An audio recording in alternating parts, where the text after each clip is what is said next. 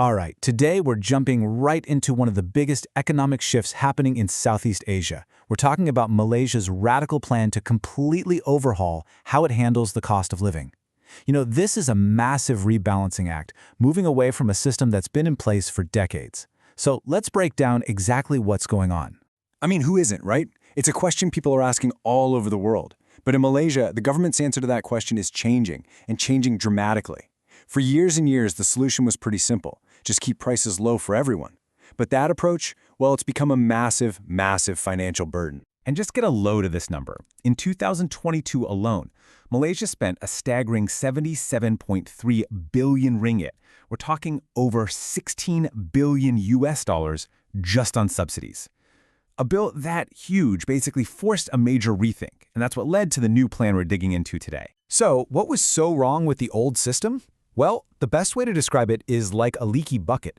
Imagine the government pouring a fortune into this bucket to help people, but a whole lot of that money was just leaking out before it ever got to where it was most needed. And the core of that old system was something called a blanket subsidy. Basically, think cheap petrol, cheap electricity, cheap cooking oil for absolutely everyone, from the lowest income worker to the wealthiest tycoon, even tourists passing through.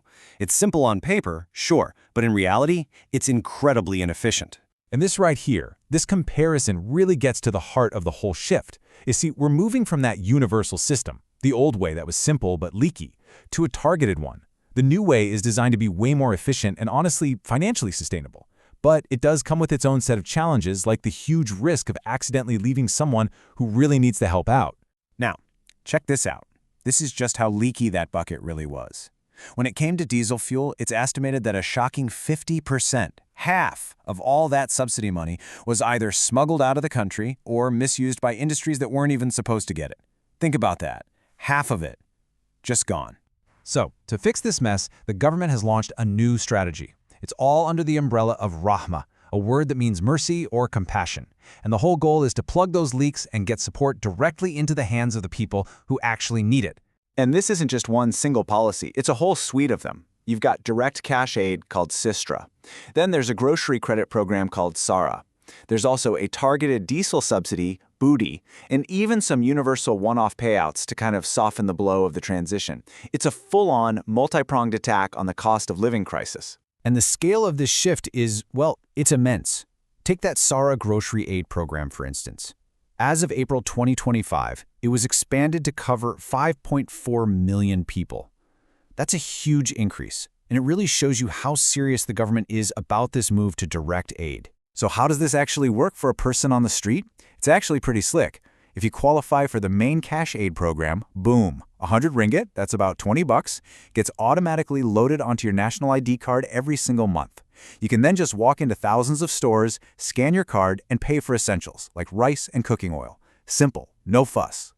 Okay, so what does all of this actually mean for the average person's wallet and for the Malaysian economy as a whole? Well, the impact is pretty real on both the small scale and the big picture. Now this slide, this is really the aha moment. It breaks down the budgets for a lower income family, or B40, and a middle income M40 family. And you can see it right there, that Sara credit directly cuts the B40 family's grocery bill.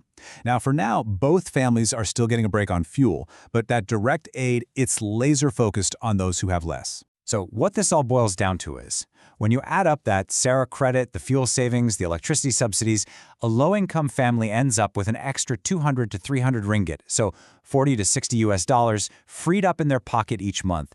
And for so many families, that is the difference between just breaking even and falling into debt. And on a national level, the whole strategy seems to be working. By controlling the prices of key items while giving out direct aid, Malaysia has managed to keep its inflation rate remarkably low. I mean, look at this. As of June 2025, its inflation was just 1.1%, which is way lower than its regional neighbors, like the Philippines and Indonesia. But of course, it's not all smooth sailing. You can't make a change this huge without creating some friction and a lot of debate. Not everyone is convinced this is the right way to go, and actually pulling it off is filled with challenges. And this quote from a citizen really captures that public skepticism. While the aid is welcome, some people feel like it's just a drop in the ocean. They argue that a one-off payment of 100 ringgit, well, it doesn't go very far when you're trying to feed a family. But then, here's the counterpoint. This one from the Prime Minister himself. His defense really highlights the government's position, that for those who are truly living on the edge, even a small amount can make a huge difference. And that's the debate that's playing out all across the country right now. And the challenges are very, very real.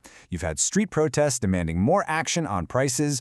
There's a big risk that the new central database, called PADU, could have gaps and miss some families who deserve help. And of course, the fight against smugglers trying to profit from the remaining subsidies is a constant game of cat and mouse. So, where is all of this headed? Well, the government has been pretty clear that everything we've seen so far, it's really just the beginning. The biggest and probably most politically difficult reforms are still on the horizon. This timeline shows you how they're rolling it out in phases. They started small, right? Targeting diesel, providing that grocery aid. But look what's coming in mid-2025. That's the big one, the reform of the RM100 petrol subsidy. That's the one that affects pretty much every single driver in the country. And this is where the policy is going to face its ultimate test. The plan is to offer a lower petrol price, just under 2 ringgit a liter, but only for about 18 million eligible Malaysians. Everyone else, which will likely be higher income earners and foreigners, will start paying a price that's much closer to the real market rate. Which brings us right to our final question. The strategy has clearly been relief now, reform later. Build some goodwill with cash aid before making the really tough cuts. But as the country gets closer to its biggest subsidy reform yet, the real question is, can Malaysia actually pull this off? Can it navigate this incredibly difficult tightrope walk and achieve its great economic rebalance?